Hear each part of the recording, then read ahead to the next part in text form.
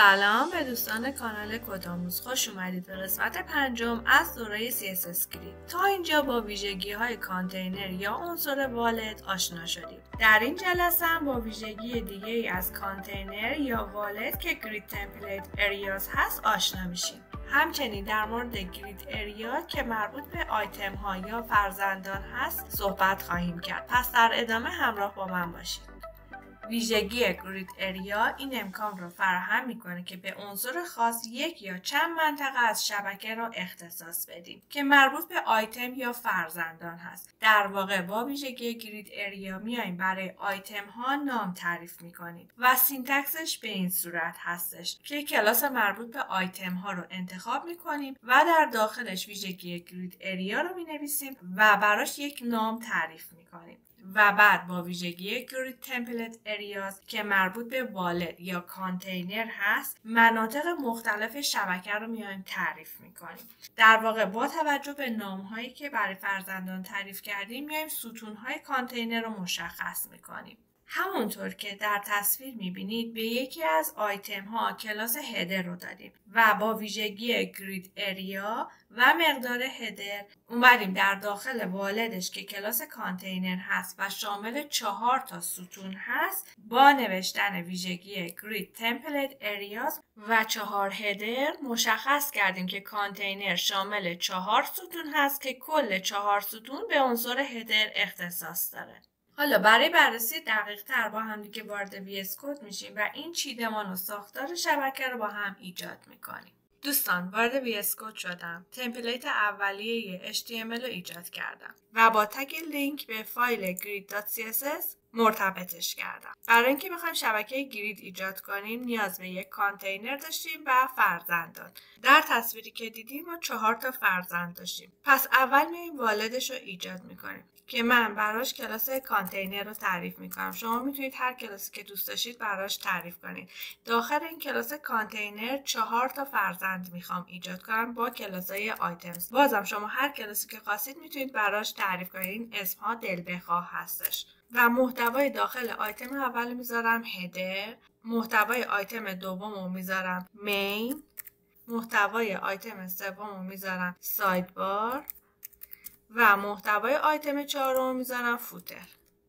اینا کل کدای HTML مورد نیازمون بود. حالا وارد فایل grid.css میشیم. اول از همه از گلوبال سلکتور استفاده میکنم و میام مارجین و پدینگ تمامی عناصر رو 0 میذارم. بعد بهش باکس سایزینگ رو میگم برابر باشه با بوردر باکس که مارجین و پدینگ که به عناصر میدیم روی عرض و ارتفاع عناصر تاثیر نداشته باشه. بعد میام کلاس کانتینر رو انتخاب میکنم. دیسپلیش رو از نوع گرید در نظر میگیرم. بعد بیام آیتم هامو انتخاب کنم و بهشون بک‌گراند کالر بدم که دیده بشه. به صورت کلی کلاس آیتم ها رو انتخاب میکنم و ویژگی که به همشون میخوام بدم پدینگ هستش. از بالا و پایین 50 پیکسل و از چپ و راست 30 پیکسل. بعد فونت سایز میخوام براشون تعریف کنم. فونت سایزش رو برابر میذارم با 30 پیکسل تا نوشته ها بزرگتر دیده بشه و ویژگی بعدی که میخوام بدم تکست الاین هست با مقدار سنتر که نوشته ها وسط چین بشه.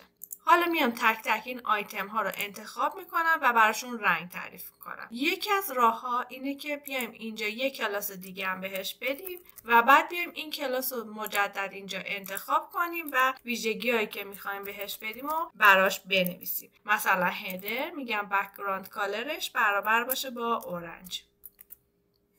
و روش بعدی استفاده از سودو کلاس ها هست که دوستان در آموزش های سلکتورها این برگه تقلب سلکتورها رو در داخل کانال تلگرام قرار دادم. شما میتونید وارد کانال تلگرام بشید و از اونجا این برگه رو دریافت کنید. راه بعدی استفاده از سودو کلاس انسچالت هستش که من میام تک تک به این آیتم ها این سودو کلاس رو میدم. پس من اینجا هدر رو پاک میکنم و به جاش خود آیتمز رو مینویسم و از سودو کلاس انسچالت براش استفاده میکنم. میگم فرزند اول رو بیا انتخاب کن و بهش بک‌گراند کالر بده و مقدار این ویژگی رو برابر بذار با اورنج.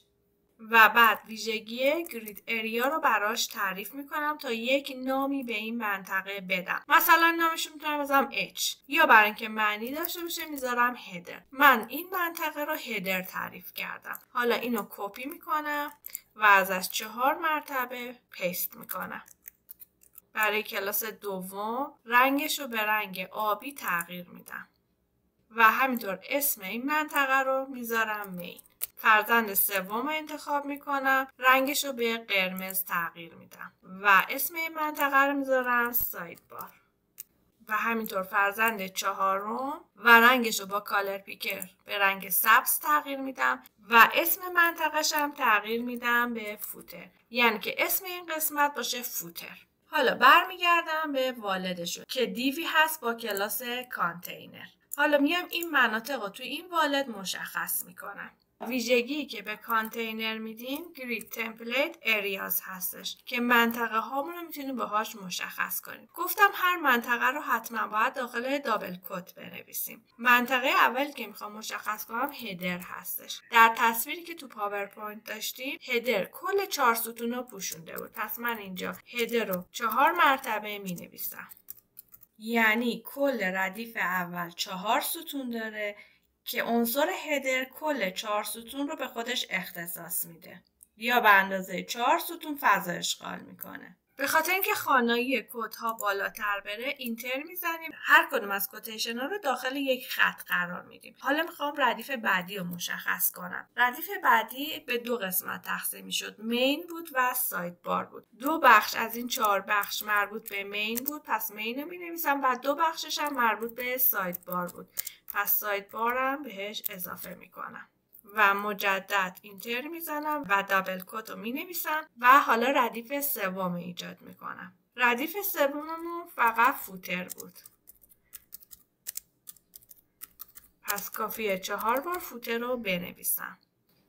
همونطور که دارید میبینید این چیدمان رو با همدیگه ایجاد کردیم.